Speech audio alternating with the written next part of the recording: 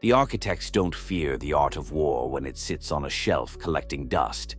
They don't fear it when it's reduced to a quote slapped on an Instagram caption or printed on a coffee mug. They know most in the surface world will never apply it. To them, it's just decoration. But you didn't come here for decoration. You came because you know there's more. Hidden in plain sight are lessons that, once applied, make you harder to control, harder to predict, harder to defeat. The architects don't fear the book. They fear what happens when you start using it. Stay with me until the end, because these 3 principles don't just help you win battles. They let you choose the battlefield, set the rules, and strike first on your terms. That's why they're dangerous, and that's why the architects hide them in plain sight. Principle 1. Know yourself and know your enemy.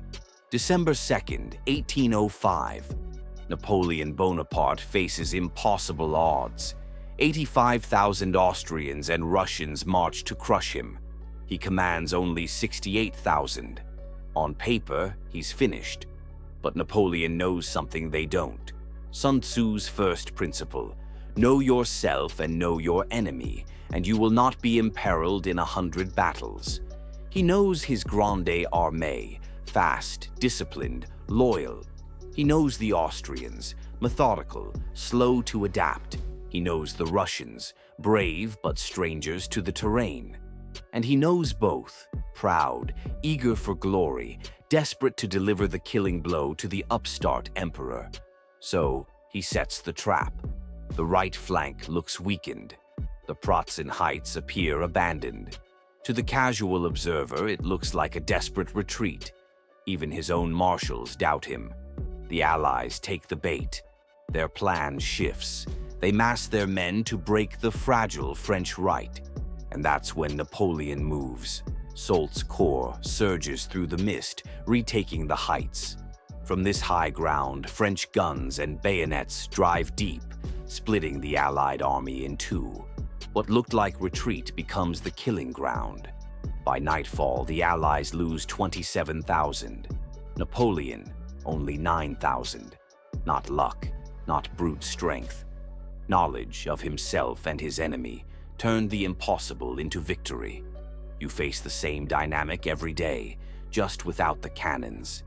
Most people sharpen themselves but never study the opposition. They fight blind. Don't make that mistake. Know yourself. Know your enemy. That's how you win battles before they start. Principle 2. All warfare is based on deception.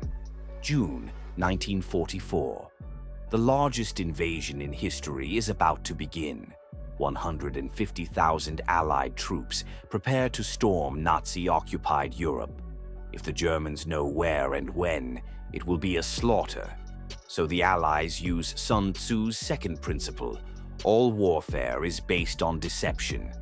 They build an army that doesn't exist, the first United States Army Group, commanded, on paper, by George Patton, stationed in southeast England. Target: Pas de Calais, the shortest route across the Channel, exactly where German intelligence already expects. Reconnaissance flights confirm it. Rows of tanks, landing craft in harbors, supplies stacked in depots, but nothing is real. The tanks, rubber; the landing craft, plywood; the oil depots, fake; the officers, actors drinking loudly in pubs, boasting about Calais. Even the radio traffic is scripted fiction. The deception works too well. When the real invasion hits Normandy on June 6th, German defenses are thin. Hitler keeps his strongest reserves at Calais for weeks, waiting for an attack that will never come. The Phantom Army forces the enemy to defend the wrong place, at the wrong time. This wasn't just lying, it was giving the enemy exactly what they wanted to believe. That's why it worked. The most powerful deception isn't fabrication. It's truth, shaped, timed, and aimed like a weapon, and you use it every day. A job interview? You decide what to reveal, when to reveal it. A negotiation? You guide assumptions while holding back your true position. Most play their cards face up. Strategic thinkers understand. The deadliest card is the one your opponent only thinks you're holding. Principle 3. Strike where they are unprepared. January 22nd, 1879. The British Empire at its peak. 1,700 British and colonial troops camp at the base of Isandlwana Mountain. Confident, untouchable. But they're about to learn Sun Tzu's third principle. Attack where they are unprepared. Appear where you are not expected. The British have every advantage on paper. Martini Henry rifles killing at 400 yards. Artillery, discipline forged in decades of colonial war. The Zulus, spears, cowhide shields, and what the British dismiss as savage tactics. But the Zulu scouts see what the British don't. A fatal assumption. The redcoats believe the attack will come from the front, into the teeth of their rifles. The Zulus will not attack the front. They move into their horns of the beast formation. A small force shows itself, drawing fire. The main army, 20,000 strong, disappears into ravines, circling unseen. Two massive flanks close in from behind and the sides. When the trap snaps shut, the British are surrounded. Long-range rifles are useless in the crush of close combat. Perfect European formations collapse under pressure from every direction. By nightfall, more than 1,300 British and colonial troops lie dead. Zulu losses are only a fraction. The lesson is simple. They didn't lose because they lacked firepower. They lost because they prepared for the fight they expected, not the fight they got. You face the same truth in every competition. Your rival's strength is irrelevant if you strike where they are weak. That promotion? Everyone fights on obvious ground, resumes, handshakes, credentials. That's the frontal assault. The real win is where no one looks. Find the hidden decision maker. Find the unspoken problem. Solve what others don't even see. The battlefield belongs to the one who stops fighting where the fight is expected and starts winning where no one is ready to defend. 3 principles. Know yourself and your enemy. Base your moves on deception.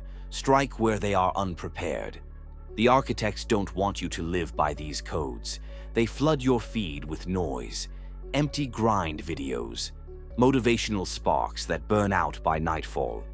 Why?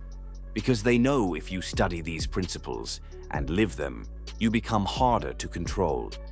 If this transmission spoke to you, it's time to step out of the surface world. Join the whispered order. Your first directive is waiting. File number 1. And when you're ready to go deeper, when you want a playbook drawn from history's hardest trials, there's battle-tested wisdom. Like this message. Leave your mark in the comments. Subscribe, so you're here when the next code slips past the architect's control. The book is on the shelf. The words are in your hands. Now the question is, will you live them?